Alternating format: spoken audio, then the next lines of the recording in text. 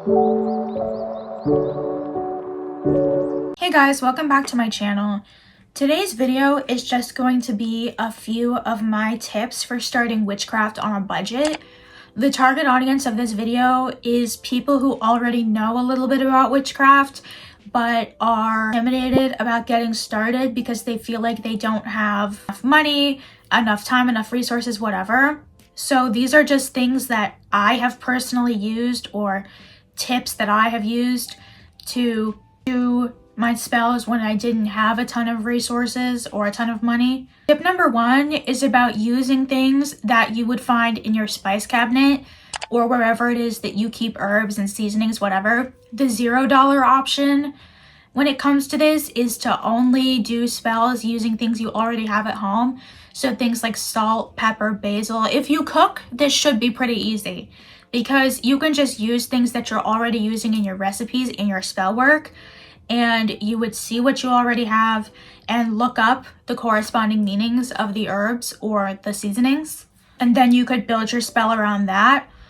Or alternatively, if you already have in mind something that you want to do, you can go to the grocery store and look up beforehand herbs associated with love, right?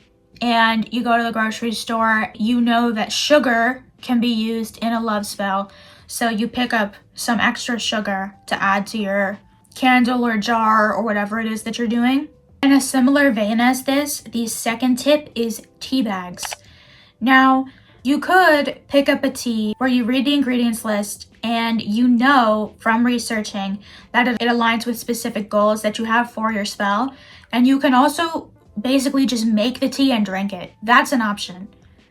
Like, that is technically a spell as long as you're thinking of it in the right way and you're kind of being ritualistic about it. So really being intentional about preparing the tea, thinking of what it is that you want to come to you through drinking this tea. So you can do that. But candles, jars, sachets, whatever else it is that you want to do, find teas at the store or even in your own cabinet and you can literally cut them open.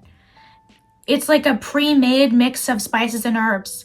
I mean, if you were to go to an apothecary or a spiritual store selling herb mixes for specific purposes, the markup on that would be massive. But you can literally just get a tea bag and cut it open and have the same effect. And what makes this tip doubly useful is I believe there's this brand called Puka. I really don't know how to say it, but at least at my local store, we have Puka teas.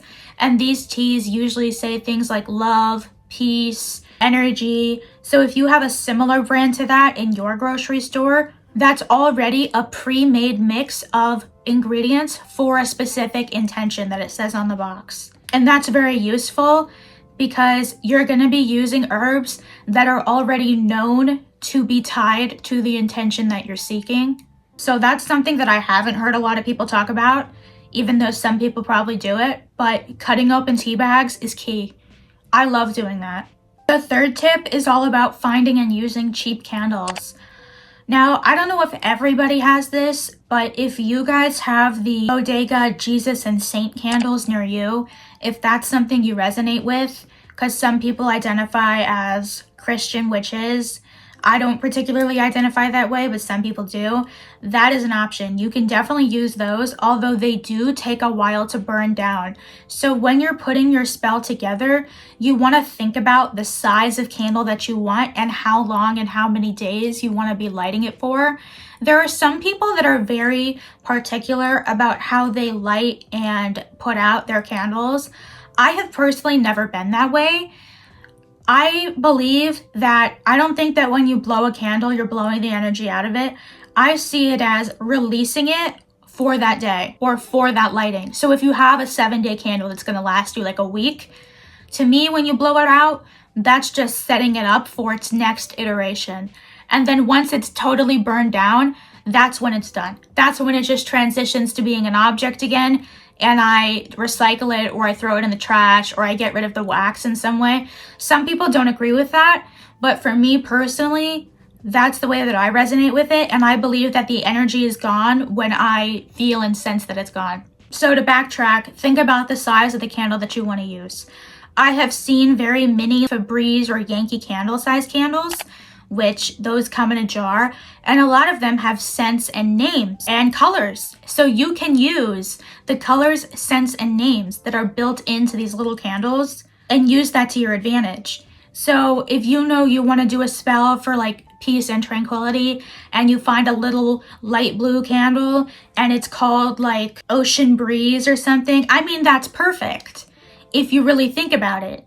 We kind of already do witchcraft in our everyday lives. And I sometimes when I hear people say this, I'm kind of like, okay, yeah, but they're not intending it in that way, so don't put that on them. But I just mean in terms of like, we are a ritualistic people, whether we realize it or not. We will light a candle called Warm Sugar Cookie so that we can create a vibe in our space. Like that's really all that witchcraft really is it's manipulating energy, and sometimes even for yourself, it's manipulating your environment. So doing spell work and whatever else, like rituals, whatever else resonates with you, is not as hard as it seems or as some people make it. Your practice can be as simple or as complicated as you want. A lot of grocery stores or 99-cent stores have incense, and you can easily use that to cleanse the materials that you're using for your spell or to cleanse yourself and your space. At least near me, a lot of places have that.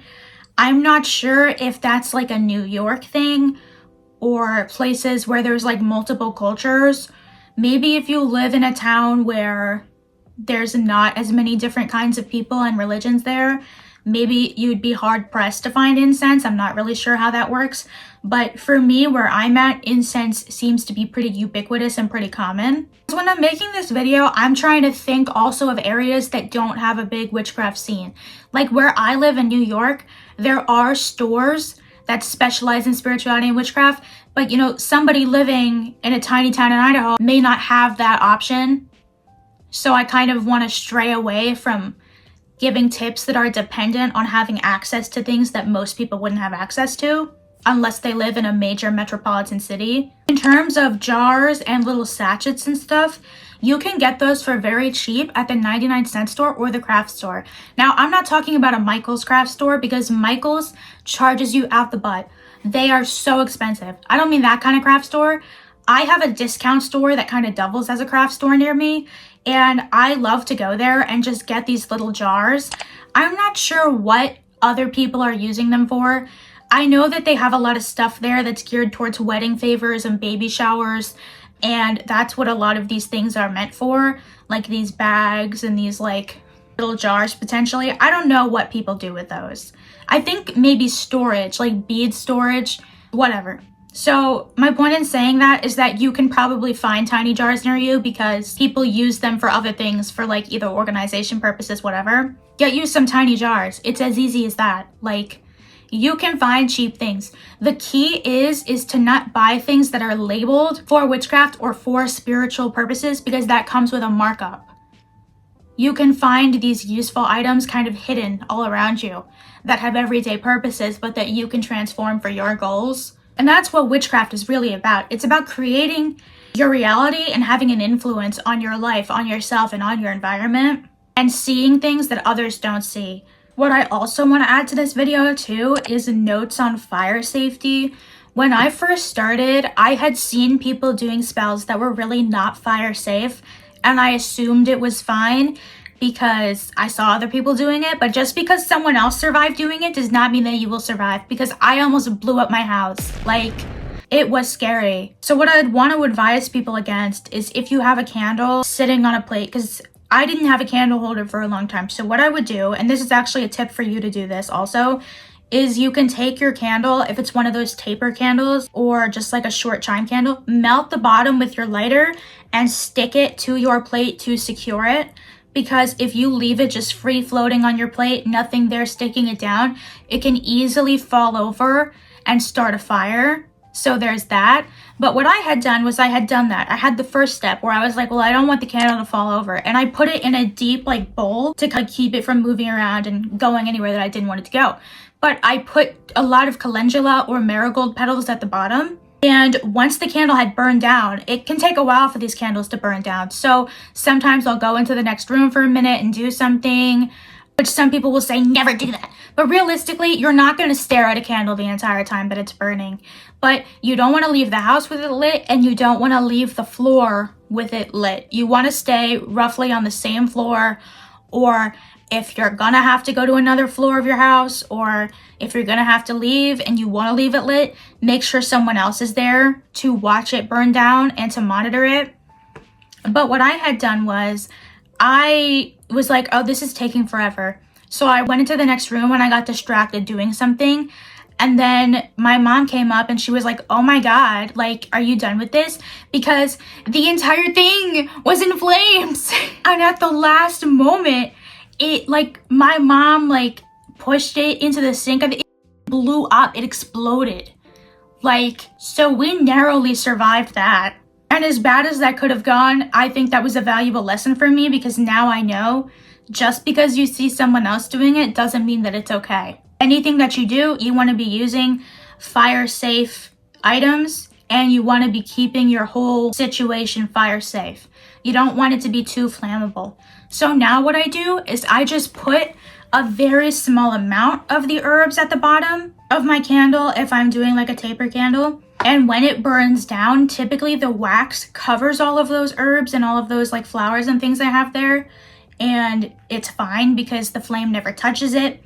That's more so what you want to do. Some people roll their candles in the herbs and that goes well for them.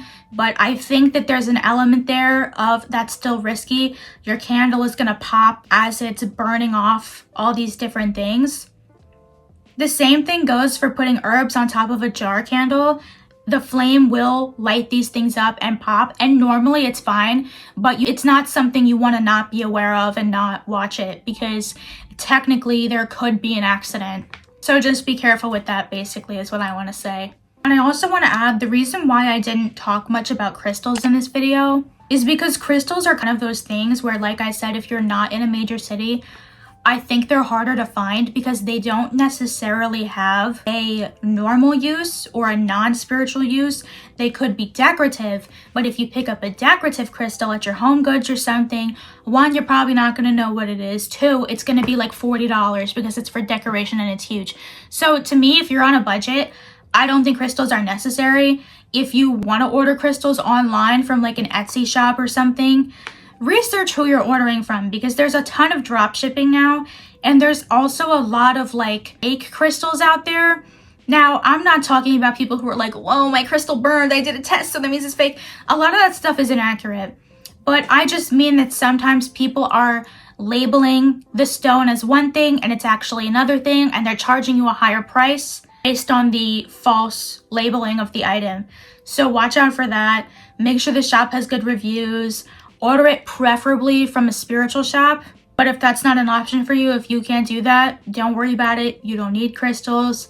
If you really connect with like rocks and stuff, you can always find rocks outside and assign your own meaning to them and use them to mean the earth element. You've probably seen a lot of people on here talking about casting a circle with the elements and directions. I have never personally really done that. But that's just me because I don't follow a specific path. I'm not Wiccan. I'm not any particular denomination. I'm kind of doing my own thing. So research what resonates with you. And these were just some very basic beginner tips for the actual practical aspect of putting spells together, how to get your supplies, and how to do it safely. So if you liked this video, please leave a comment and let me know that you appreciate it, and leave a like. And if you watched until the end, comment a wine emoji. Why? I don't know. I think that's just giving vibe. Like the dark red wine, like. But yeah, I will see you guys in the next video. Bye.